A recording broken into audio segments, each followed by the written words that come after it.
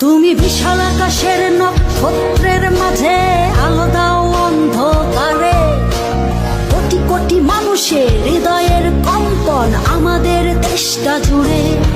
এখনো কৃষক শ্রমিক